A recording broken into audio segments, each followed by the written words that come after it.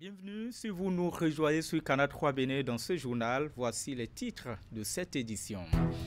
Au sommaire de l'actualité ce vendredi, la presse est à l'honneur. Les professionnels des médias du monde entier sont en fête. C'est la journée internationale de la liberté de presse.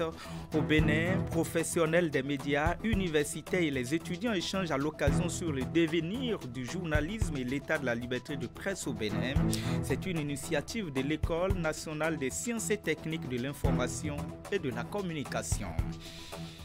Le ministère en charge de l'enseignement supérieur et de la recherche scientifique a lancé ce vendredi le pôle innovation et technologie d'Aboumé Calavi et Nipo de Bénin. C'est une œuvre de l'initiative du bureau Afrique du PNUD dénommée Timbuktu, dont le but est de transformer les universités publiques d'Afrique en des espaces d'innovation, d'expérimentation, mais aussi d'apprentissage accéléré. On en parle dans cette édition. Dans le département du Mono, des sites d'exploitation des carrières dont l'extraction est terminée ont reçu cette semaine la visite du préfet du département, bienvenue Milomé, d'aller procéder au lancement officiel de l'opération dénommée restauration de ces sites. Objectif redonner vie à cette terre, mais aussi servir à d'autres domaines de développement.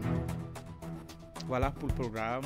Bonsoir à toutes et à tous. On ouvre ce journal avec la page éducation pour parler donc de ce tirage au sort qui a été effectué aujourd'hui même à Porto Novo, la capitale, au-delà des épreuves classiques dans lesquelles ils composeront. Les candidats à l'examen du certificat d'études primaires CEP ont été donc fixés dans l'après-midi de ce vendredi sur les épreuves options qu'ils vont affronter en éducation physique et sportive, mais aussi les épreuves en éducation artistique et art.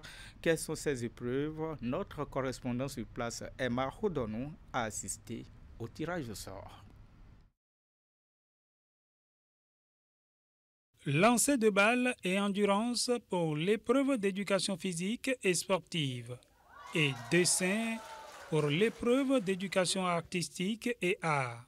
Voilà les matières optionnelles dans lesquelles composeront les candidats au certificat d'études primaires session de juin 2024. Le tirage au sort s'est opéré en présence de responsables en charge de l'enseignement primaire et de représentants des candidats.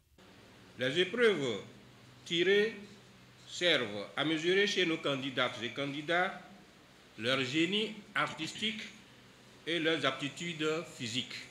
Il est donc assez clair qu'au terme de ce tirage, nos braves directrices et directeurs d'école et les enseignants titulaires des cours moyens deuxième année feront feu de tout bois, comme à leur habitude, pour affiner les performances des candidates et candidats dans les épreuves retenues pour le compte de l'examen de cette année.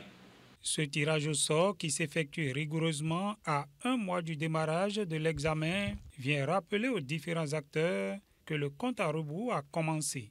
Durant l'année scolaire jusqu'à présent, vos enseignants ont pu donner le meilleur d'eux-mêmes. Durant l'année, ils n'ont négligé aucun champ de formation. Et à l'intérieur des champs de formation, ils n'ont négligé aucune composante. Cependant, il se pourrait qu'il y ait encore quelques insuffisances. Vous avez également quelques jours pour combler ces insuffisances. Et ça tout ce que je vais souhaiter aux uns aux autres un peu encore du courage. Bon courage pour la suite. Et comme vous le souhaitez vous-même, et c'est notre souhait, il faut que nous allions à 100% de taux de réussite. L'examen du certificat d'études primaires CEP est prévu pour se dérouler du lundi 3 juin au jeudi 6 juin 2024. L'actualité majeure de cette journée du vendredi dans le monde entier, c'est la célébration de la Journée mondiale de la liberté de presse. Et à cette occasion au Bénin, cette séance d'échange avec les professionnels des médias, universitaires et étudiants, c'est une activité de la direction de l'École nationale des sciences et techniques de l'information et de la communication qui s'inscrit dans le cadre de la célébration de la Journée mondiale de la liberté de presse. Le thème retenu pour l'édition de cette année 2024 vise à faire connaître aux jeunes journalistes les défis qui s'imposent à eux dans la protection de l'environnement au Bénin. Le point, Florence Boussa, Zakiat Gbissida et Rachid Zoubero. Les étudiants en journalisme et les autorités de l'École nationale des sciences et techniques de l'information et de la communication célèbrent la Journée mondiale de la liberté de la presse. Une occasion pour retracer les nombreuses prouesses réalisées dans les différents domaines de formation de l'école et les défis à relever. Le NSTIC met chaque année les petits plats dans les grands pour hisser ses étudiants au sommet de l'excellence dans les domaines du journalisme, de la cinématographie, de la réalisation audiovisuelle, du montage audiovisuel et de la communication numérique. L'école a accompli en si peu de temps de nombreuses prouesses dans les différents domaines de formation. C'est d'ailleurs ce que témoigne la forte présence des diplômés de l'ENSTIC dans le monde médiatique et cinématographique béninois. Toutefois, l'École nationale des sciences et techniques de l'information et de la communication reste confrontée à de nombreuses difficultés, notamment le manque d'infrastructures propres à l'école. Le thème retenu pour l'édition de 2024 est la presse pour la planète, crise environnementale et urgence du journalisme. En restant dans la même dynamique, la direction de l'école a initié une communication sur le thème « Médias au service de la préservation de l'environnement au Bénin ». Elle est animée par le Dr Tanguy Agoyi, journaliste spécialiste des questions de l'environnement au Bénin. 3 mai rappelle au gouvernement la nécessité de respecter leur engagement en faveur de la liberté de la presse. C'est aussi une journée de réflexion entre professionnels des médias sur les questions de liberté de la presse et d'éthique professionnelle. C'est également l'occasion de célébrer les principes fondamentaux de la liberté de la presse, d'évaluer la liberté de la presse à travers le monde, de défendre l'indépendance des médias et de rendre hommage aux journalistes qui ont perdu leur vie dans l'exercice de leur profession. L'initiative a reçu le soutien du rectorat de l'université d'Abomey-Calavi. La question des infrastructures à l'UAC est une question cruciale pour toutes les entités. Donc, je crois que les autorités aussi font ce qu'ils peuvent pour que d'ici à là, qu'on puisse quand même sentir un début d'aménagement en ce qui concerne les infrastructures. Merci. Au cœur de cette célébration, Dr Alain Junior Dopo intègre le cercle des maîtres assistants des universités du CAMES dans la spécialité des sciences de l'information et de la communication. Les professionnels des médias se sont réunis également à la plage de Fidjrose, ici même à Cotonou. À cet effet, une marche a été organisée par l'association Élan Média avec le soutien inconditionnel du centre fitness Let Go Gym. Des exercices pratiques pour retrouver la santé ont été effectués dans une ambiance bien conviviale. Route des Pêches tôt ce vendredi 3 mai 2024. Il est 6h30. Les professionnels des médias prennent d'assaut ce tronçon pour environ 1 heure de marche. Et ceci avant de rallier le centre fitness Let's Go Gym pour bénéficier d'une séance de fitness dénommée Fit Press, initiée par Élan Média.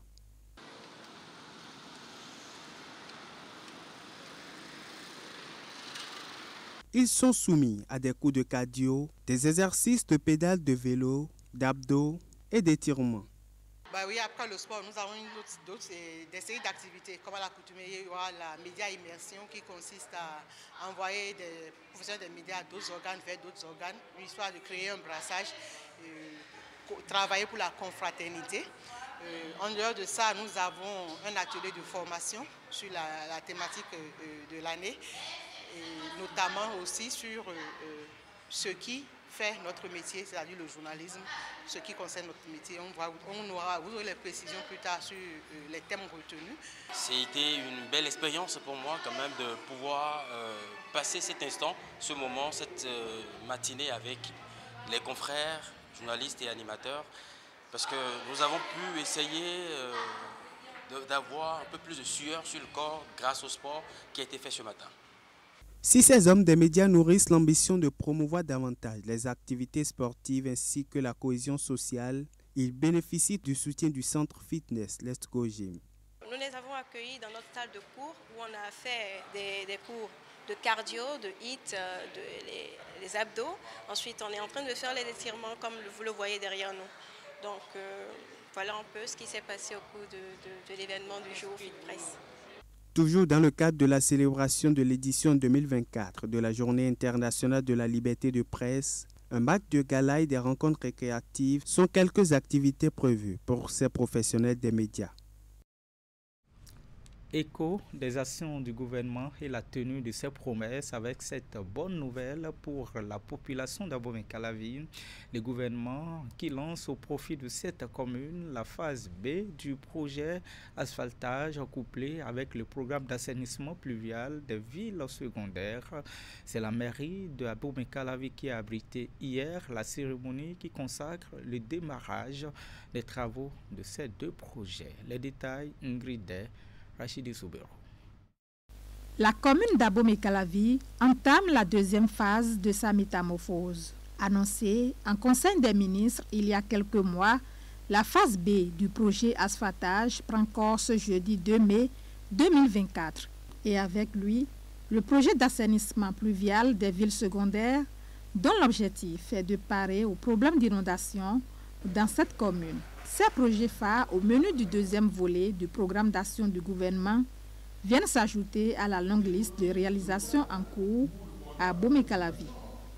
Le principal but visé est de transformer l'apparence de notre ville en améliorant la voirie du moment où les travaux incluent également l'installation des lampadaires solaires, des panneaux de ségrégation, de sécurité routière, de la création d'espaces verts. Il englobe la réparation des clôtures agricoles, l'installation des centres de production situés lors des routes à réhabiliter. En plus des 31 km réalisés à Abomey-Calavi depuis 2018, la commune bénéficie de 44 km de voiries assainies dans le cadre du projet asphaltage et de 26 km de collecteurs accompagnés de 20 km de voiries pour ce qui concerne l'assainissement pluvial des villes secondaires.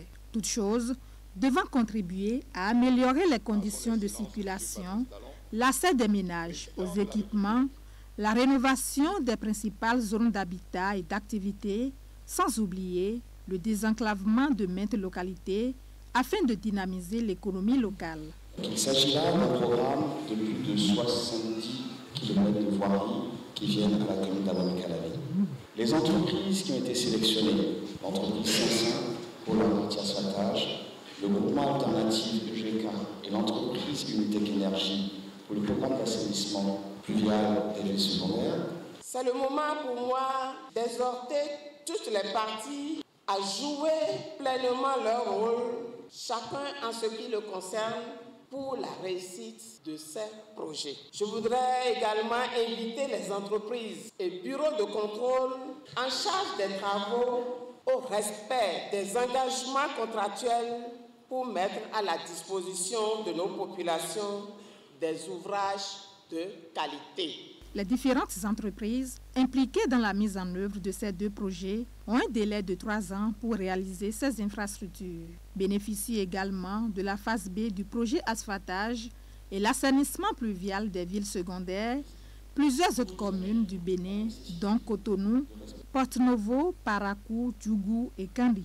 Les usagers sont priés de respecter les règles de sécurité qui s'imposent à proximité des zones en chantier. Toujours dans la même commune, à Abomey-Calavi, précisément sur le campus universitaire d'Abomey-Calavi, le ministère en charge de l'enseignement supérieur de la recherche scientifique a procédé aujourd'hui, vendredi, au lancement officiel du pôle d'innovation, mais aussi de technologie d'Abomey-Calavi. C'est une œuvre, je vous le disais en titre, de l'initiative du Bureau Afrique du PNUD, le programme des Nations Unies pour le développement dénommé Timbuktu, dont le but est de transformer les universités publiques d'Afrique en des espaces d'innovation, mais aussi d'expérimentation et d'apprentissage accéléré. Le point Candide Hunrenta et Dekomlan Hukbavi. University Innovation Port est officiellement lancé au Bénin.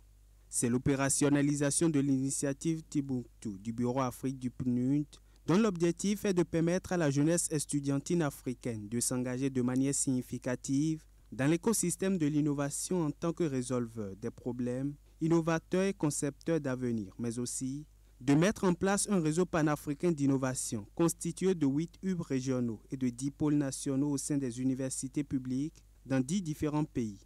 Ici au Bénin, c'est à l'université d'Abomey-Calavi qu'a implanté ce joyau flambant neuf sur une superficie de plus de 2000 mètres carrés. Le Bénin est un pays d'idées. Il y a tous les atouts pour devenir le pays des innovations technologiques de l'Afrique. Le pays foisonne, comme vous le savez, de talent, de créativité et d'audace. La tradition d'excellence scientifique et universitaire qui fait son identité aux yeux de l'Afrique et du monde doit désormais lui permettre de se positionner en leader et non en suiveur de l'innovation technologique dans la sous-région.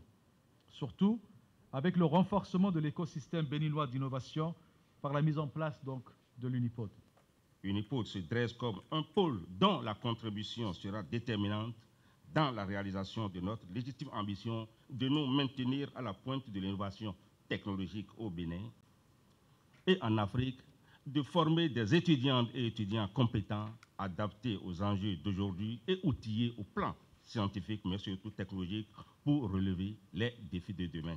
Le pôle d'innovation et de technologie présent dans une dizaine de pays en Afrique est à la fois un espace physique et une culture créative dans lesquels les jeunes innovateurs et les porteurs d'idées novatrices, les chercheurs d'université et personnes extérieures peuvent explorer leurs talents innés de concepteurs pour le développement de solutions indépendamment de leur parcours académique. Avec Unipod, les étudiants seront encore plus enclins à résoudre différents problèmes grâce aux compétences technologiques qu'ils auront acquises. Je suis donc convaincu que Unipod, avec son orientation sur les besoins aux acteurs locaux et sur les réalités du pays, jouera pleinement son rôle d'outil de renforcement et de dynamisation de l'écosystème béninois, de l'innovation et de la technologie. L'assistance conviée à cette cérémonie de lancement a eu droit à un panel axé sur le thème « Innovation et entrepreneuriat technologique au Bénin, enjeux et opportunités de développement économique et social ». Cette cérémonie de lancement a pris fin par une visite guidée des locaux de l'Unipod du Bénin. Direction le département du Mono, où des sites d'exploitation de carrières dont l'extraction est terminée, qui ont reçu cette semaine même la visite du préfet du département. Bienvenue, Milorin est allé procéder au lancement officiel donc, de l'opération de la restauration de ces sites. Objectif, redonner vie à ces terres pour servir à d'autres domaines de développement. Le point, Nassi Salossé, Florando. Après l'exploitation, la restauration et l'exemple est donné sur les sites d'exploitation de carrière situés ici à Soromé, dans la commune de Hoyogwe. Sous les yeux du préfet du Mono, une niveleuse s'emploie à boucher les énormes fossés laissés ici suite à l'extraction des graviers. Un coup de pelle symbolique qui annonce une vaste opération de restauration de ces terres sur une large superficie. Au total, 15 hectares qui sont restaurés de terres cultivables. Et donc, ces 15 hectares seront replantés, soit en arbres ou soit en produits vivriers. Toutes choses qui vont permettre de réduire disons, les souffrances et les peines des populations riveraines à travers les récoltes que nous espérons très fructueuses. À en croire l'autorité préfectorale, l'autre ambition qui se cache derrière cette opération, c'est de renouer avec des projets de développement qui souvent s'échappent à sa région à cause des terres non aménagées. Mais il y a des partenaires qui viennent et quand on les amène sur le site, ils constatent qu'il y a des trous issus de l'exploitation de carrières. Remblayer devient beaucoup plus cher. Il coûte beaucoup plus cher même que le coût de l'élaboration de ce projet. Il faut donc finir avec ce sombre tableau et surtout donner une nouvelle vie à ces terres. Le requiem est ainsi entonné pour ces trous qui sont aussi de véritables pièges à hommes pour les populations riveraines.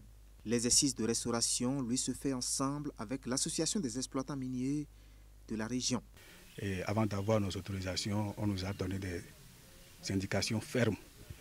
Et au fur et à mesure que nous sommes en train de travailler, nous devons restaurer ces sites-là pour la sauvegarde de la nature. Ceci étant, le groupement des artisans miniers du Mono, particulièrement de Kouébé, ils ont pris l'initiative. Et nous avons décidé que chaque année, nous allons mener des opérations de restauration dans la commune dans le développement pour la sauvegarde de la nature et de l'environnement. Ici, dans le département du Mono, la bataille pour la protection de l'environnement prend donc de la consistance à tous les étages de l'appareil administratif. En amont, les sites de carrière sont immatriculés et tout exploitant minier est soumis aux formalités administratives pour autorisation avant exploitation, des dispositions issues d'un arrêté préfectoral. Du département du Mono, je vous embarque, mais on fait escale d'abord à Boïkon, où la première session de l'Assemblée consulaire de la Chambre de commerce et d'industrie de Bénin, CCI Bénin, la rencontre qui a réuni à la salle de réunion de la représentation régionale à Abomey tous les acteurs concernés. Elle a été donc l'occasion pour le président de présenter les états financiers de l'exercice clos au 31 décembre 2023, mais aussi le rapport d'activité et celui des performances de cette même année. Hélène Mousson. Dernière de la mandature en cours, la session est aussi la première de type ordinaire au titre de l'année 2024 de l'Assemblée consulaire. La rencontre a réuni à Abomey à la représentation régionale de la Chambre de commerce et d'industrie CCI Bénin, tous les élus consulaires ainsi que d'autres acteurs concernés. Le rendez-vous a été le cadre pour le président de présenter les états financiers de l'exercice clos au 31 décembre 2023 ainsi que les grandes actions menées pour le rayonnement de l'institution. En effet, au cours des 12 derniers mois, la vie de notre institution a été marquée par d'intenses activités au nombre desquelles figurent sur le plan investissement, les études de faisabilité réalisées pour la construction d'un centre d'affaires qui abritera le siège de notre centre d'arbitrage, de médiation et de conciliation CAMEC et le centre d'affaires avec un centre de conférence à Lokossa. Dans le domaine de la formation, plusieurs programmes ont été développés au profit des promoteurs et chefs d'entreprise. En exemple, le programme de renforcement des capacités pour l'obtention de l'autorisation de mise sur le marché, le programme de digitalisation des entreprises, de formation sur la commande publique, la protection des données à caractère particulier dans le domaine du numérique, le changement climatique, le genre, etc. En dehors des grands projets réalisés, de nombreuses autres initiatives ont été mises en œuvre afin d'accompagner les hommes et femmes chefs d'entreprise dans le domaine de la coopération au plan régional, de même qu'à l'international.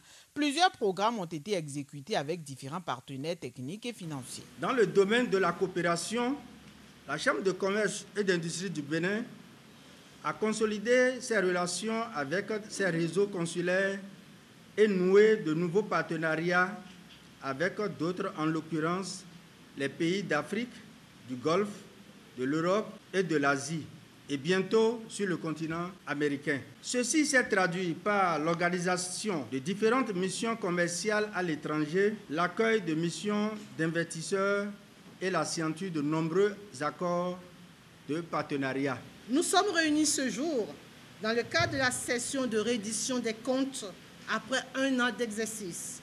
Et je voudrais me réjouir des diligences observées par les commissaires aux comptes pour rendre disponibles tous les documents de contrôle de gestion et de validation des comptes. Je voudrais rappeler à votre aimable attention que le bilan de votre mandature devra être intégré dans le bilan du programme d'action du gouvernement sur la composante des actions du ministère de l'Industrie et du Commerce qui est la tutelle institutionnellement consacrée à la Chambre de commerce et d'industrie du Bénin.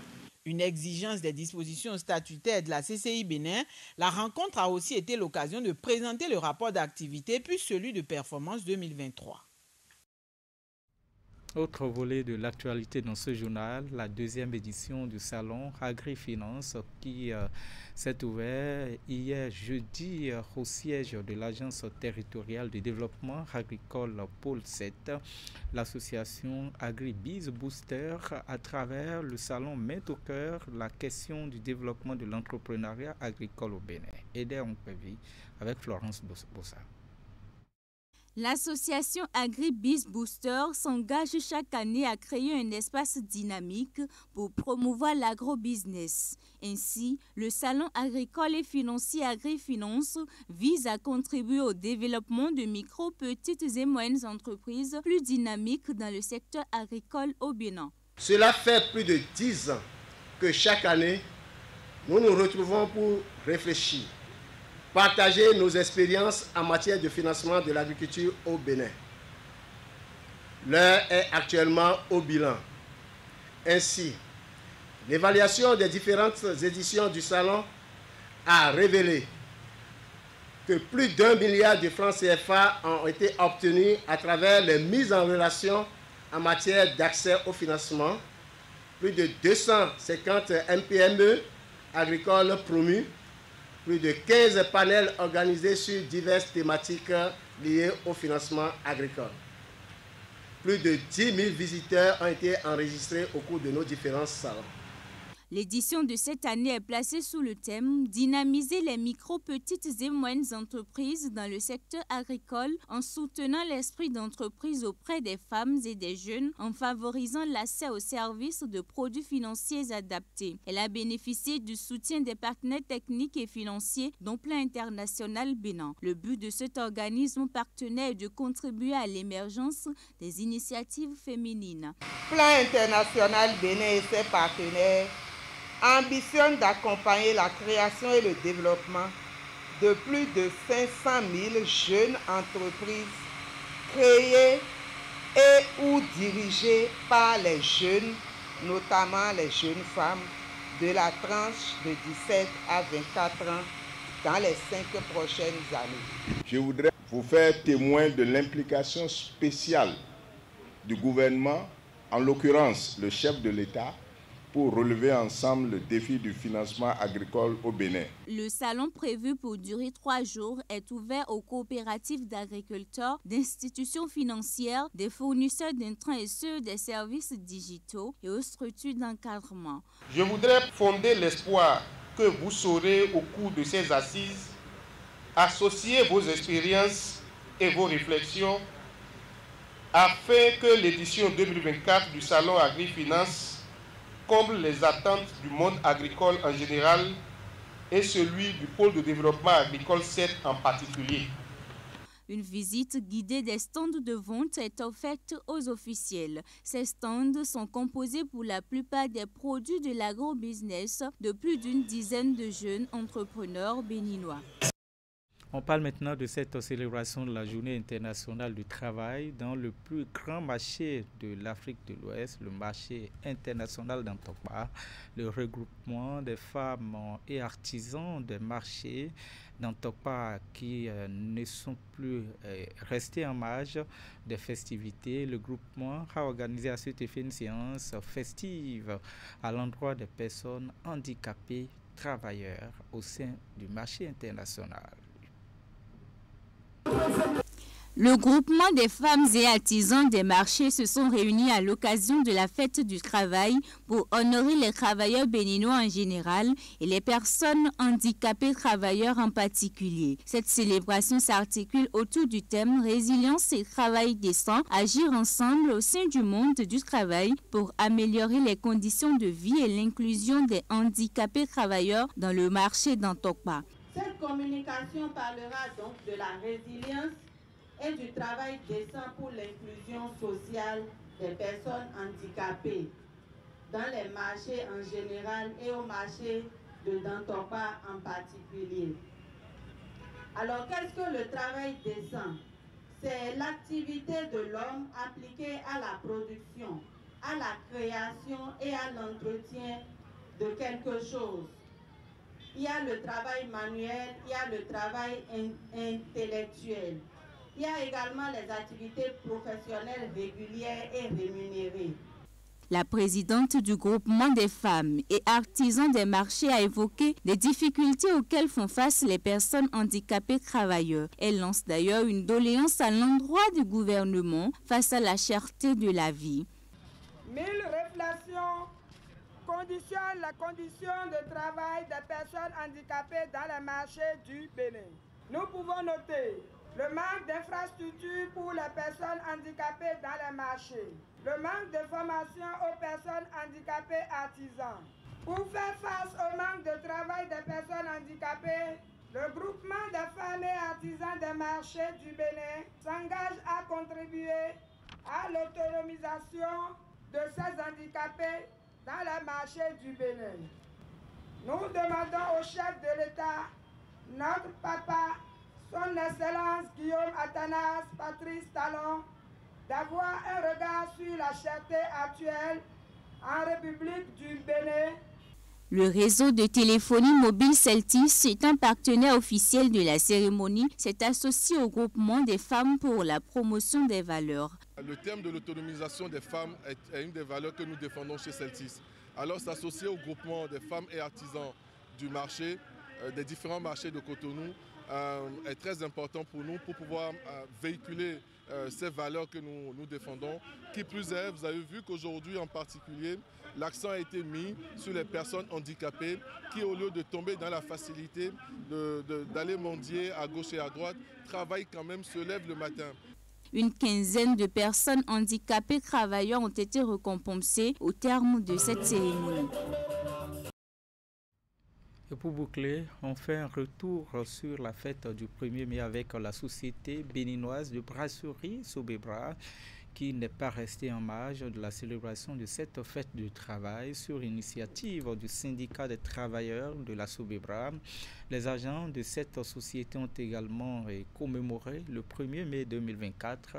C'était à la place bicentenaire de Cotonou et à la salle de fête majestique de Bedjoumende en présence de nos envoyés Esther Tofa, Henri Gantier.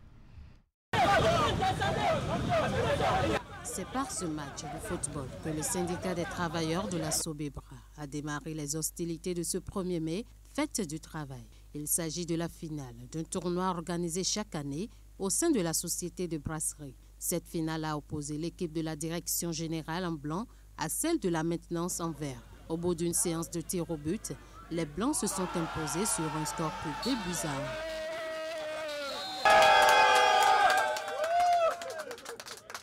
Très belle journée, c'est de bon augure pour effectivement ce 1er mai.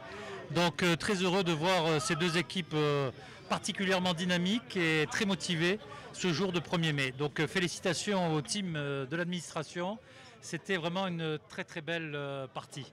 L'idée d'organiser ce match en prélude à la fête du travail, le 1er mai, c'est de coutume, nous avons l'habitude d'organiser. Donc c'est la phase finale, on a joué au match de classement, c'est la direction commerciale qui a gagné et tout à l'heure vous avez suivi avec nous la finale, donc c'est la direction générale qui a gagné. Donc tout ça c'est la Sobebra qui gagne. La fête s'est ensuite poursuivie à la salle majestique où les travailleurs de la société de brasserie du Bénin se sont réjouis, loin de leurs occupations de tous les jours. Occasion pour le secrétaire général par intérim du Syntrasob de les exhorter à plus d'abnégation au travail. Notre succès repose sur l'engagement de chaque travailleur au sein de notre entreprise. Notre travail quotidien, notre passion, notre dévouement et notre professionnalisme sont les piliers sur lesquels la Sobebra s'appuie pour prospérer. Ensemble, nous avons surmonté de nombreux défis et obtenu d'excellents résultats. Le syndicat des travailleurs de la Sobebra, par ma voix, vous remercie sincèrement pour les efforts continus. Dialogue constructif, facteur de promotion du travail décent et de progrès social. C'est le thème retenu dans le cadre de la célébration marquant la 138e édition de la Fête du Travail.